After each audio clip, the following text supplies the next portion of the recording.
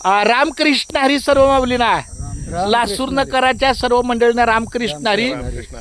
उजळलेले भाग्य आता अवघी चिंता वारली, संत दर्शन या लाभ पद्मनाभ जोडियाला, संपुष्ट हे हृदय पेटी करुणी पोटी साठवू, तुका म्हणे होता ठेवा तो या भावा सापडला. माझ्यासोबत हरिभक्त परायण विजयसिंह पाटील, मोहिते पाटील,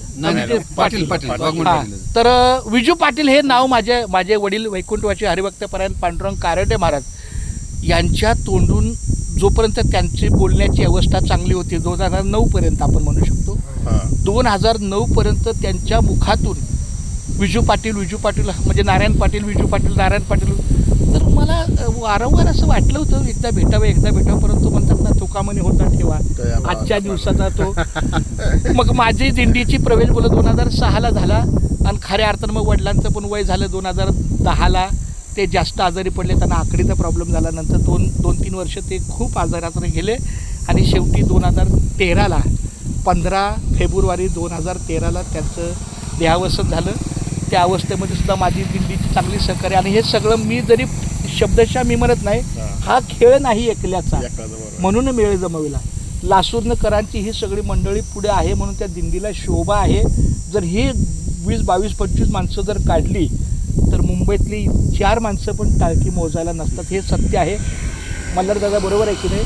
त्यामुळं मला बापाने शेवटी सांगितलं आहे काही का असेल पण आपलं लासूरनकर हे शेवटपर्यंत आपल्या त्यांच्या शब्दाला जागणार आहेत.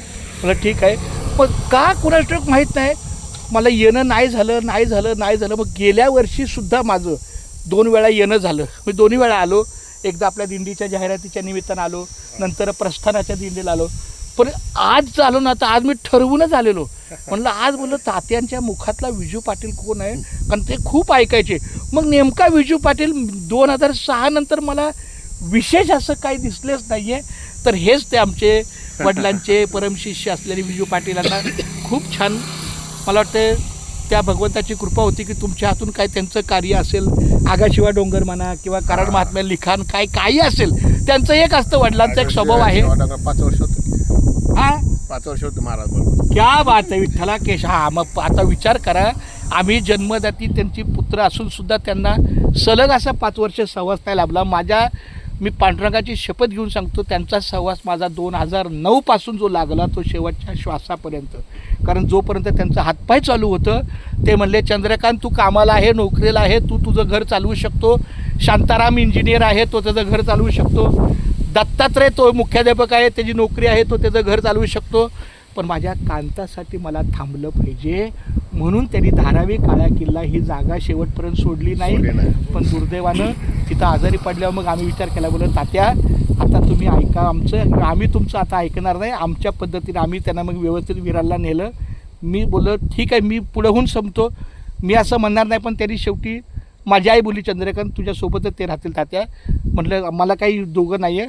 मग असं करत 2009 पासून त्यांची ती काय म्हणतात त्याला शुश्रूषा करणं, औषध उपचार जे काय असेल ते. मग त्यांना बोललं मी एकटा असं समजून पुढे बाकी कुणी आपल्याला काय सार्वजनिक बाप नाही आहे वर्गणी काढायला, काय असेल तो मी. आणि म्हणलं ते भगवंताची कृपा अशी झाली की त्यांच्या वारीला पण भगवंताची फार मोठी कृपा आहे की सांगायला मुलं 4 आहेत, पण पुढंहून येणारा म्हणजे मला सद्बुद्धी भगवंताने ते कार्य करून घेतलं. आणि आता आहे माऊली, अजून सेवा आहे, 52 वय चालू आहे, 6 वर्ष बाकी आहे. खूप धन्यवाद. पण मला आज आनंद वाटला आमचा विजू पाटील भेटला, खूप छान. तात्या जिथं कुठं असतील तिथं तुम्ही लक्ष द्या. देणार की एक मिनिट. तात्या जिथं तुम्ही असताल तिथं आमच्या विजू पाटलांना मी भेटलेलो आहे आणि आता हे माझ्या संपर्कात राहणार आहे सातत्यानं. 1-2दा मी पत्र पण पाठवलं होतं दिंडीचं तुमच्या पत्त्यावर, माझ्याकडे पत्ता आहे. पण ठीक आहे, काय हरकत नाही. आज खऱ्या अर्थानं भेट झाली, खूप खूप आनंद वाटला माऊली. रामकृष्ण हरी. आणि इथं येण्यासाठी मल्हार दादाचे खूप खूप धन्यवाद की त्यांनी एका क्षणात निर्णय बदलला.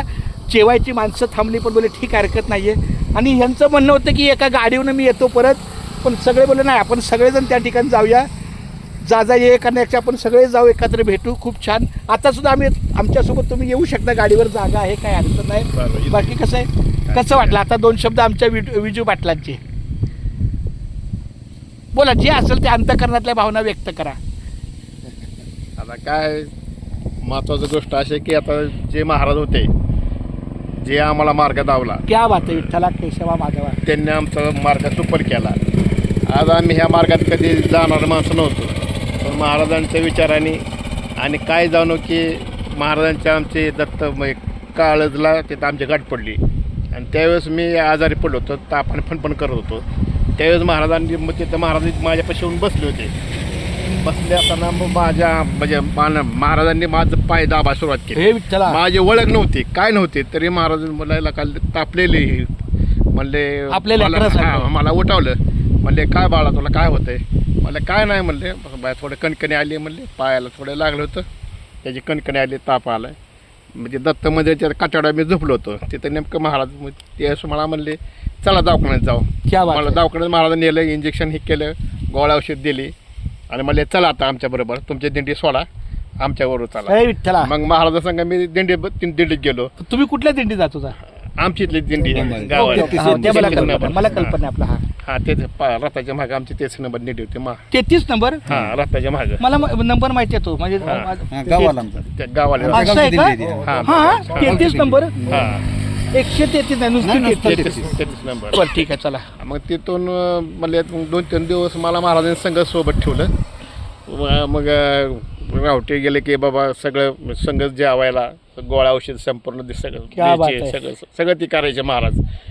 मग ते त्यावेळेस मग परत 8 दिवस झालं मी संघच होतो महाराज संघ हा. सोबतच.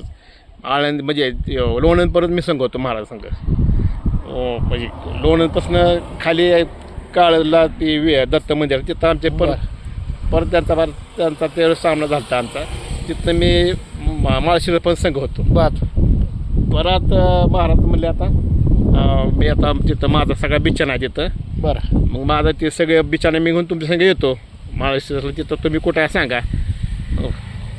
मग तेव्हा महाराज म्हणले आपण 5 मोठे बशीच आहे तिथं आमची दिंडी उतारते 5 मोठे बशी. म्हणले चालतं म्हणले गुजरातच्या मळ्यात तिथं माऊलीचं स्थळ इकडे आहे आणि तिथं शेजारीच आहे. म्हणले चालतं म्हणले. मग येतो म्हणले मी. ही साधारण पहिली भेट 1992-95. हां 92-95 दरम्यानच असेल. कारण 95च्या अगोदर. हां कारण 7-8 वर्ष आम्ही महाराज सोबत राहिलो. हा तेव्हा आमच्यापैकी कोणी आणि नव्हतं.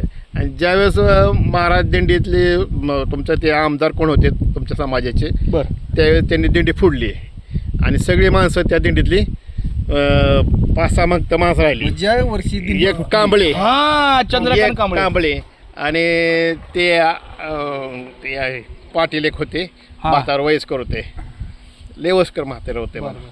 ते काय सावडे का काय कुठलं गाव आहे ते सावर्ड्याचे कुठले ते बरं. पाटील होते, वयस्कर होते. बरं ते कांबळे हे ती 5-6 लोक त्यांनी आणली आणि आम्ही 10-15 लोक घेऊन क्या बात आहे. त्यावेळेस आलो. त्यावेळेस महाराजांनी पायाला लोटांगच घातलं. अरे विठ्ठला इतकं महाराजाच्या डोळ्यात पाणी आलं की म्हणजे बघायची सोयच नाही. मग आम्ही सगळे रडलो. मग क्या बात आहे. आमच्या संघ जे लोक होते 10-15 जण, हा. आम्ही सगळे रडलो. चांगली गोष्ट आहे. तेच म्हणजे तेच म्हणले काय म्हणते की 1 कोटी गुंटला असे द्वारकेच्या राजा येळ का शिकाया लावी याला. क्या बात आहे. तेच म्हणले धावून मला पांडुरंगाची तू माणसं मला धावून आणली. कारण माझ्या दिंडी निघते की नाही मला शंका नव्हती. अगदी बरोबर. आज 21 माझं माणसं. प्रस्थान माझं होतंय की नाही. अगदी ती बरोबर. 5 माणसं कराडकडची अगदी बरोबर. कांबळ्याने आणलेली आणि 16 आम्ही तुमच्याकडचे. 10-15 हां म्हणजे एकूण 21 माणसं. महाराजाकडे 5-6 माणसं शिल्लक होते. आता एका वाक्यात सांगतो. कांबळे चंदू कांबळे मी हे सांगतो तुम्हाला एका वाक्यात. आबा. आबा वागडे हा, तो वागडे. आमच्याकडचा होता. हा. पण एक सांगतो, वेताळ महाराज आणि रामकृष्ण खाडे हां हा या दोघांनी असं ठरवलं की आपण गेट ऑफ इंडिया दिंडी काढण्यापेक्षा बाणगंगा म्हणजे एक चांगलं बाणगंगा. तीर्थस्थळ आहे मुंबईत, हां बाणगंगा. तर तिथून काढूया म्हणून डायरेक्ट सगळी फुटली माणसं. सगळं पडले. मग तेव्हा तुमची ते 21 माणसं. हा. आमदार होते ते आमदारांनी सगळा खेळ केला.